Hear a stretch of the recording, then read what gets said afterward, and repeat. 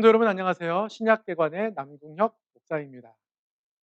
말씀을 배우고 말씀을 따르며 말씀에 비추어 예수님을 닮아가는 사람이 되기를 소망하는 가운데에 오늘도 말씀을 함께 나누도록 하겠습니다. 오늘 나눌 말씀은 데살로니가 전후서입니다. 데살로니가 전후서. 데살로니가 전후서는 데살로니가 교회에 사도 바울이 보낸 편지입니다. 데살로니가 교회도 사도 바울이 2차 선교 여행 때 설립한 교회이죠. 드로아에서 사도 바울이 환상을 받고요. 유럽 사람이 환상 중에 와서 우리를 도우라 이렇게 바울을 초청했습니다. 그리고 바울은 환상에 순종하며 유럽으로 선교를 하러 떠나죠. 그래서 빌립보 그리고 그 다음에 데살로니가로 갑니다. 데살로니가는 아주 핍박이 강했던 곳입니다. 바울이 빌립보, 데살로니가 그리고 데살로니가보다 조금 더 아래에 있는 베레아까지 갔을 때에 베레아로 데살로니가에서 바울을 핍박하기 위해서 원정대가 오기까지 했었거든요. 사도행전 강의 때 다 말씀드렸던 내용인데 데살로니가 지역은 그 어느 도시보다도 황제 숭배 세상이 아주 강했던 곳이고요. 데살로니가 사람들이 시저 암살 사건 때에 황제의 군대를 도와주면서 황제의 군대가 승리를 하게 됩니다. 그래서 황제의 거의 직영 도시와 같은 로마 제2의 도시와 같은 그런 명성을 얻게 되고 황제를 아주 강력하게 숭배하는데 그런데 복음을 선포하는 그 이야기를 들어보니까 교인들은 예수님을 믿고 예수님을 주로 고백하거든요. 황제만 주님이 되어야 되는데 그래서 데살로니가 사람들은 기독교를 싫어하고 많이 핍박했습니다. 그래서 아주 핍박이 강했던 곳이 데살로니가고요. 아주 강력한 핍박을 견뎌야 했던 곳이 바로 데살로니가 교회였습니다. 그런 데살로니가 교회에게 바울이 데살로니가 전서를 써서 보냅니다. 바울이 데살로니가를 떠난 이후에 어떤 생각을 했겠습니까? 정말 핍박 많이 하는 그곳에서 예수님을 믿는 사람들이 핍박 견디면서 믿음 잘 붙잡고 있을까? 잘 견디고 있을까? 이런 생각을 하게 되는 것이죠. 혹시 믿음을 포기하는 것은 아닐까? 이런 걱정이 들었습니다. 그래서 바울이 데살로니가 지역에 데살로니가 교회에게 디모데를 보냅니다. 디모데야, 데살로니가 쉽지 않은 도시인 것도 알지. 가서 그들이 믿음 잘 붙잡고 있는지 한번 살펴보고 왔으면 좋겠다. 디모데를 파송을 하죠. 디모데가 다녀옵니다. 디모데가 데살로니가를 다녀와서 바울에게 좋은 소식을 전합니다. 제가 가서 봤는데요. 믿음을 너무너무 잘 지키고 있습니다. 환난에도 굴하지 않고 예수님께서 다시 오실 것 그거 기대하면서 믿음을 잘 붙잡고 있습니다. 이런 소식을 들은 거죠. 그런 그들에게 바울이 편지를 쓴 것이죠. 격려하고 그리고 그들 가운데 있었던 또 한 가지 질문이 있었거든요. 그런데 이미 죽은 자들은 어떻게 되는 겁니까? 이런 질문에 대해서 바울이 잘 대답을 해줘야겠다. 그래서 데살로니가 교인들을 위로하고 그들의 질문에 대답하기 위해서 바울은 편지를 쓴 것이죠.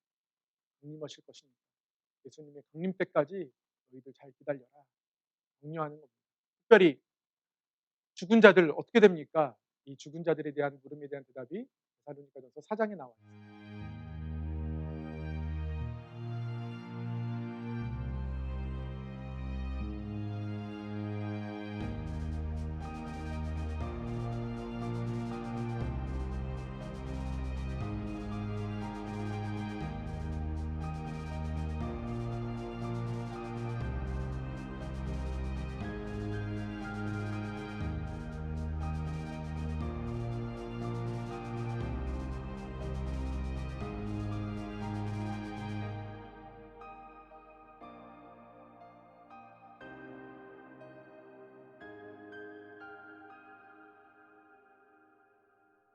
바울은 4장에서 데살로니가 교인들에게 질문에 대한 대답을 들려주고요. 데살로니가 교인들이 어려운 환경 가운데서 상황 가운데서 믿음을 붙잡을 수 있도록 다시 오실 주님 기다리고 소망하면서 너희들이 믿음 잘 지켜갔으면 좋겠다. 그렇게 데살로니가 전서를 통해서 들려줍니다. 그래서요. 데살로니가 전서는 5장까지 있는데 각 장마다 그리스도의 강림하심을 상기시켜 줍니다. 1장에서는요. 죽은 자들 가운데서 다시 살리신 그의 아들이 하늘로부터 강림하실 것을 너희가 어떻게 기다리는지를 말하니 이는 장래의 노하심에서 우리를 건지시는 예수시다. 2장 끝에서도 이야기합니다. 우리의 소망이나 기쁨이나 자랑의 면류관이 무엇이냐? 그가 강림하실 때에 주 예수 앞에 너희가 아니냐? 너희는 우리의 영광이요 기쁨이다. 그들을 칭찬하고 격려해 줍니다.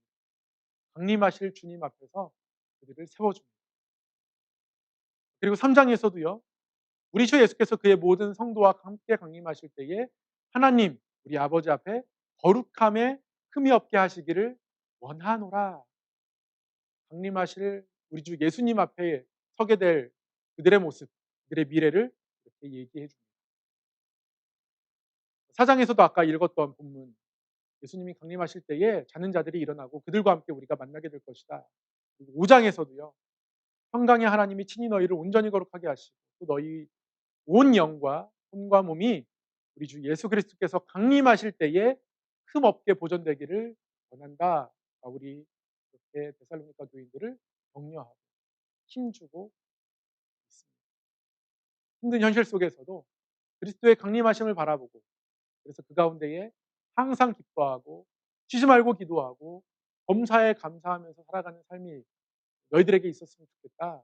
우리 이 데살로니가 전서를 통해서 격려하고 있는 것이죠. 네, 지금까지 데살로니가 전서를 살펴보았습니다. 이어서 데살로니가 후서입니다. 열심히 격려했습니다. 바울이. 그런데 데살로니가 교회에 잘못된 소문, 잘못된 이야기가 돌기 시작했습니다. 종말이 왔어요. 주께서 드디어 강림하신다고 합니다. 잘못된 종말론이 그들 사이에 퍼져가기 시작했습니다. 바울이 이에 대해서 바로잡아줄 필요성이 생겼습니다. 그래서 이렇게 쓰는 것이죠. 여러분 형제들아, 굳건하게 서서 말로나 우리의 편지로 가르침받은 전통을 지켜라. 우리에게 가르침받은 것을 잘 지켜라. 어떤 거요? 우리가 들은즉 너희 가운데 게으르게 행하여 도무지 일하지 아니하고 이 일을 만들기만 하는 자들이 있다 하니 이런 자들에게 우리가 명하고 주 예수 그리스도 안에서 권하기를 조용히 일하여 자기 양식을 먹으라 하노라. 무슨 뜻입니까? 종말론에 빠져서 자기 일 다 내려놓고 그렇게 살아가는 것이 아니라 일하지 않으면 너희가 먹지도 말라. 일하면서 자기 양식을 먹어야 한다.